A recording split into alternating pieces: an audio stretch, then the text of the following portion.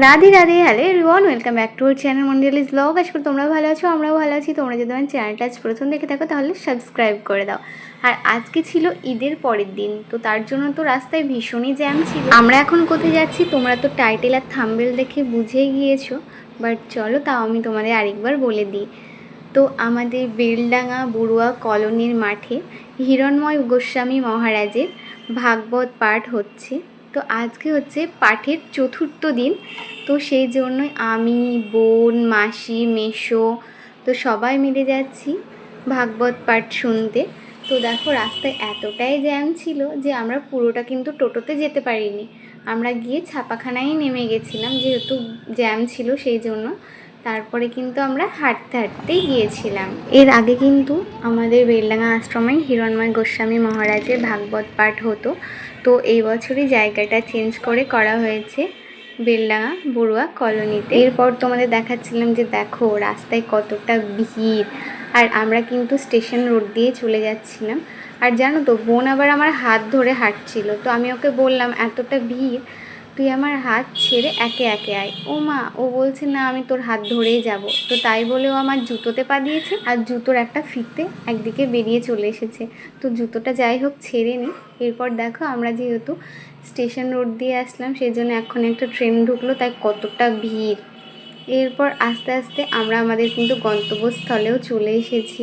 আজকে যেহেতু শ্রীকৃষ্ণের জন্ম হবে সেই জন্যই সকলকেই বলেন যে আজকের দিনে হলুদ জামা কাপড় পরে আসতে, আবার চকলেট খেলনা নিয়ে আসতে। সেই জন্যই মেশো একটা চকলেটের কোটো কিনেছিল, ওটাই আমি নিয়ে আসছিলাম হাতে করে। আর এখনও যেহেতু মহারাজ আসেননি, মহারাজ এসেছিলেন 7:35-এর দিকে, সেই জন্য কিন্তু আমরা প্যান্ডেলের বাইরেই দাঁড়িয়েছিলাম অনেকক্ষণ। ভাগবত পাঠের 7টা দিনই কিন্তু আমার মা এসেছিলেন ভাগবত পাঠ শুনতে।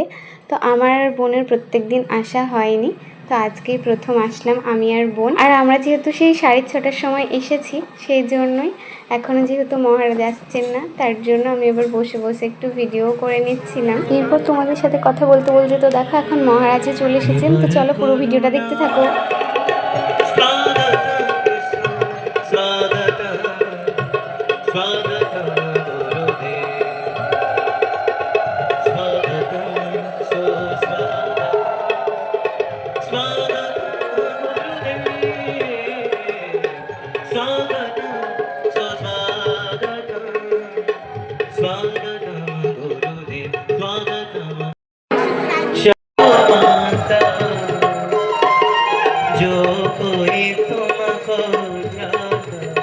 जो कोई तुमको त्रिभुवन सुख पाता मैया जय जय गो जो करे सेवा फल में विपत्ति करे।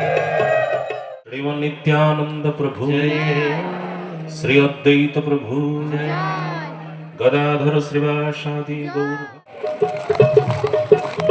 गौर नाम निताई गौरांग निताई गौरांग नाम निताई गौरांग मंगल मंगल निताई गौरांग नाम निताई गौरांग निताई निताई निताई निताई निताई गौरांग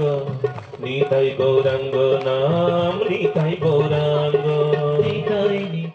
পশ্চিমবঙ্গের মুর্শিদাবাদ জেলার বেলডাঙ্গায় ভাগবতী কথার আস্বাদনী চতুর্থ দিবসে আজকে আমরা শুনতে চলেছি কিছু ভক্ত চরিত্র কথা। ভগবান শ্রীকৃষ্ণের আবির্ভাব হবেন, ভগবান তখন আসেন যখন ভক্ত আসেন। আগে ভক্ত তারপর ভগবান, এই জন্য ভক্ত দিয়েই ভগবানের কথা শুরু। স্বামী স্ত্রী দুজন দুজনকে জড়িয়ে ধরে আছে, গর্ভাধান হবে, সন্তান গর্ভে আসবে। স্বামী স্ত্রী দুইজন দুইজনকে জড়িয়ে ধরে আছে। স্ত্রী অন্য কোনো পুরুষের চিন্তা করছে, আর স্বামী অন্য কোনো স্ত্রীর চিন্তা করছে। পেটে সন্তান এসেছে, বলুন তো সেই সন্তান শুভ হবে না অশুভ হবে, চরিত্রবান হবে না অসৎ চরিত্রের হবে? অসৎ চরিত্রের হবে, এটা লিখে রাখুন, এটা আমি গ্যারান্টি দিলাম আপনাদেরকে, আজকের থেকে জেনে রাখুন। এই হয় আর এটাই হচ্ছে। সন্তান অসৎ চরিত্রের কারণ কি? কারণ পিতামাতা, পিতামাতার অসৎ ভাবনা, অসৎ চরিত্র, তার জন্য এরকম ঘটনা ঘটেছে। এবার যদি স্থির না হয়েছেন, এইবার যদি শান্ত হয়ে না উঠেছেন, তাহলে কিন্তু আবার ঘোর বিপদ সামনে এগিয়ে এসছে। যারা এখনো বিবাহিত জীবনযাপনে এসে পৌঁছাননি তারাও সাবধান। যারা গৃহস্থী, যারা বিবাহ করেছেন, স্বামী স্ত্রী একসঙ্গে থাকেন, তারাও খুব সাবধান। কিছু ফল চাই তো, আপনার জন্যই আপনার ফল, আপনার কর্মে আপনার ফল পাচ্ছেন, আপনার কর্মেই আপনি আশীর্বাদ নিচ্ছেন, আপনার কর্মেই আপনি অভিশাপ নিচ্ছেন। আমি যদি আপনার মাথায় আশীর্বাদ দিই, আশীর্বাদ দিলাম, আশীর্বাদ লাগবে না। আশীর্বাদ তো তখন লাগবে আপনার কর্মে, আপনার ব্যবহারে আমার যখন আনন্দ হবে তখন আশীর্বাদ হবে। আপনার ব্যবহারে যদি আমি কোনোদিন দুঃখ পাই তবে তার নাম অভিশাপ। সে শুধু আমার ক্ষেত্রে নয়, প্রতিটি মানুষের ক্ষেত্রে। একজন অপরজন যে জায়গায় যে আছে, তাকে আমি যদি দুঃখ দিই, সেই দুঃখটা আমার জীবনে ফেরত আসবে। আমি যদি কাউকে সুখ দিই, সুখটা আমার জীবনে ফেরত আসবে। এর নাম আশীর্বাদ, এর নাম অভিশাপ। অশান্তির পেছনে কর্ম আছে তো, কর্মের ফল তোমাকে ভোগ করতে হবে না? তোমাকে সেই কর্মের ফল তো ভোগ করতেই হবে, তোমাকে জানতেই হবে কর্মের ভোগ। আজও সময় আছে, এখনো রুখে দাঁড়ান, এখনো ঘুরে দাঁড়ান, এখনো চরিত্রবান হন। চরিত্রবান হওয়া বড় কঠিন, জানি, ভীষণ কঠিন চরিত্রবান হওয়া। চরিত্রবানের পরীক্ষা দেওয়াটাও বড় কঠিন। বড় বড় পরীক্ষা দিয়ে বড় বড় চাকরি পাওয়া বড় সহজ, পড়লেই ভালো করে পরীক্ষা দেওয়া যায়। ওই বুদ্ধিটা সহজেই আমি প্রয়োগ করতে পারি। পরীক্ষা দিন, ভালো চাকরি পেয়ে যাবেন, ভালো রেজাল্ট হয়েছে, এ খুব সহজ। ভালো চরিত্রবান, এটা বড় কঠিন। ভালো চরিত্রবান হতে চান, তাহলে বড় কঠিন পরীক্ষা। এই পরীক্ষায় হয়তো সার্টিফিকেট দেওয়া হয় না, এই পরীক্ষায় হয়তো আপনাকে কোনো চাকরিও দেওয়া হবে না, কিন্তু কি দেওয়া হবে জানেন? একটা মানবিকতার পুরস্কার দেওয়া হবে, যেটা সমাজে বড় প্রয়োজন, দেশে বড় প্রয়োজন, রাষ্ট্রে বড় প্রয়োজন। হ্যাঁ, এটা বড় প্রয়োজন। একটা মানুষের মতন মানুষ হওয়া বড় প্রয়োজন, ভীষণ দরকার, ভীষণ দরকার, ভীষণ দরকার। আজ আমরা অসহায় হয়ে গিয়েছি, চারিদিকে দেখুন মানুষ খুঁজে পাওয়া যায় না। যান রাস্তাঘাটে, অফিসে, আদালতে, যেখানে যাবেন মানুষ খুঁজে পাওয়া যাচ্ছে না। সব মুখোশ পরা মানুষ, অমানুষ, তবুও মানুষের মুখোশ পড়ে পড়ে চারিদিকে ঘুরে বেড়াচ্ছে। বারবার ধোকা পাই, ধোকা খাই, ষড়যন্ত্রের শিকার হই, প্রতারণার শিকার হই। এই সমাজের মানুষ কে বাঁচাবে? কি করে বাঁচবো? এইবার সময় এসেছে, মাগো চলুন না, এবার আমরা রুখে দাঁড়াই। কি রূপে পাইব নাথ রে ব্রজ প্রেম, কি রূপে পাইব। এখন হবে ভগবান শ্রীকৃষ্ণের জন্ম, তো চলো দেখতে থাকো। কৃষ্ণ স্বাগত স্বাগতম কৃষ্ণ,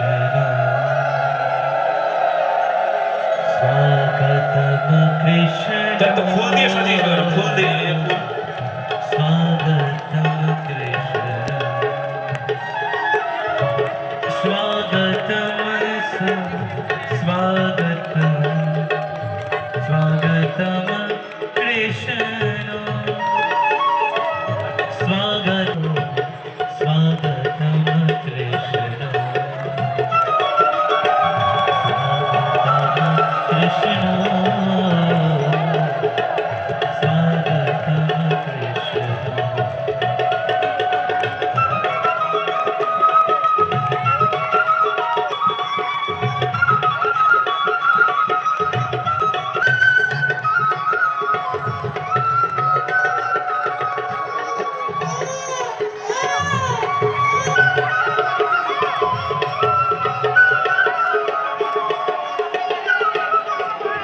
কস্তুরী তিলকম নাসাগ্রে পরমোক্তম, করতলে বেণুকরে কঙ্কণ, সর্বাঙ্গে। পা ভাগবত পাঠের চতুর্থ দিন যেহেতু ভগবান শ্রীকৃষ্ণের জন্ম হয়, সেই জন্য কিন্তু সেদিন চকলেট আর খেলনাও ছেটানো হয়। তো দেখো এখানে মহারাজ চকলেট আর খেলনা ছেটাচ্ছে। এখানে সবাই কিন্তু ধাক্কাধাক্কি করে চকলেট আর খেলনা কুড়িয়ে নিচ্ছিল, আর আমি, মা আর বোন কিন্তু পেছনে দাঁড়িয়েছিলাম। অত ভিড়ের মধ্যে ধাক্কাধাক্কি করে আর চকলেট খেলনা কুড়াইনি, বাট আমার অনেক ইচ্ছে ছিল যে একটা খেলনা পাওয়ার। আমি বড় হয়ে গেলেও না ওই খেলনা নেওয়ার জন্য একটা আলাদাই ছেলে মানুষই আমার এখনও কাজ করে। তো যাই হোক, আজকে অনেকটাই মন খারাপ হয়ে গেছিলো যে আমি খেলনা পাইনি বলে। আসলে সামনে গেলেই খেলনা পেতাম, বাট এত ভিড়ের মধ্যে যদি পড়ে যাই সেই জন্য আর যাইনি। 2 বছর আগে ভাগবত পাঠে কিন্তু আমি একটা খেলনা গাড়িও পেয়েছিলাম, আর আগের বছর একটা বাঁশিও পেয়েছিলাম, ওটাও তোমাদের দেখিয়েছিলাম। আজকের মতো ভাগবত পাঠ শেষ হয়ে গেল। তো দেখো এই গাড়িটায় করে মহারাজ এখন চলে গেলেন, আর আমরা এখন বাড়ি চলে যাচ্ছি। কি রে ভাগবত থেকে কি নিয়ে আসলি? এই যে আমি খেলনা পাইনি গাইস, তার জন্য আমি বেলুন নিয়ে আসলাম, চকলেটও পাইনি, তার জন্য বেলুনটা আমার মা নিয়ে এসেছে। পুরাইনি ভয়ে, মানে মানুষের চাপে আর কি, মানুষ গায়ে পড়ে যাবে সেই জন্য।